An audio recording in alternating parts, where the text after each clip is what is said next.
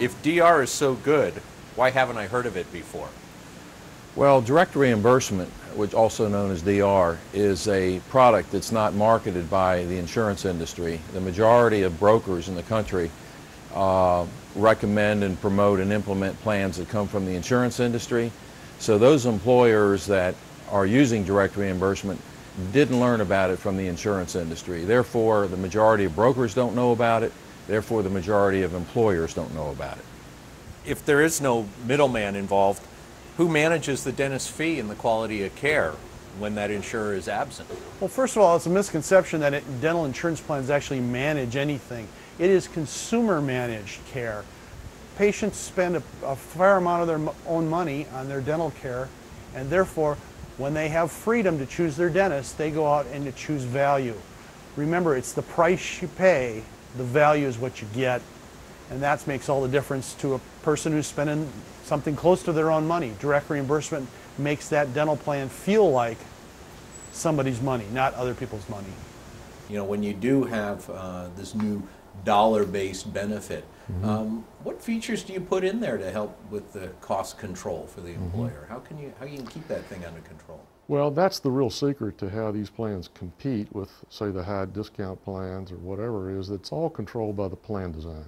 And as you know, by determining whether you're going to cover 100% of the first $180 or 100% of the first $200, whether you have a deductible or not, whether the next level is 80% or maybe 50% coverage, all of this goes into designing what we call the plan design, which really governs the economics of the plan.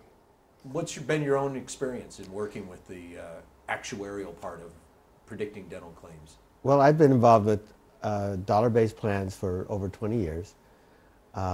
During that time, I've developed models. They've been tried, they've been tested, they've been refined, and we have found that we have reached a level where the prediction of those models have become very useful in predicting what the actual claims are going to be, what the actual costs are going to be. And based on that, we have found that our model now is very, very true as a prediction tool for the dollar-based market area. Why should we give up the discounts that are available through a dental PPO? There's no question that there's a certain group of dentists that will discount their fees in order to have more patients. But quite frankly, the overall impact of the PPO, the discounts, is relatively small on the entire employer's budget. The reason is that somewhere between 30 to 35% of dental care when a PPO is offered is actually in-network. So if the plan is averaging a 20% discount and only a third of the people are visiting it, you're only saving about 6 to 7% in total cost, and the confusion that it results in getting access to those dentists is hardly worth the effort. This seems so simple. How can it work?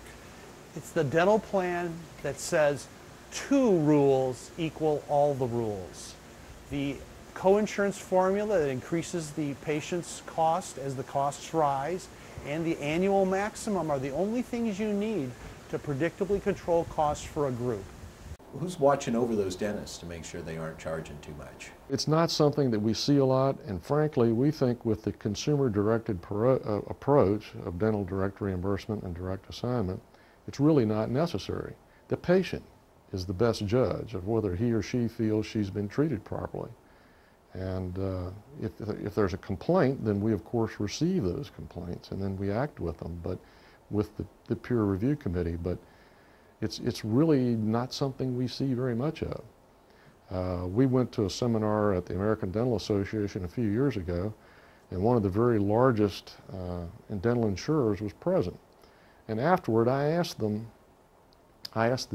chap who was the head of the dental group how many claims they had the prior year. He said 1.2 million. Numbers of claims. I said, how many of those did you consider to be dental fraud? He said 10. I concluded it's not a big problem.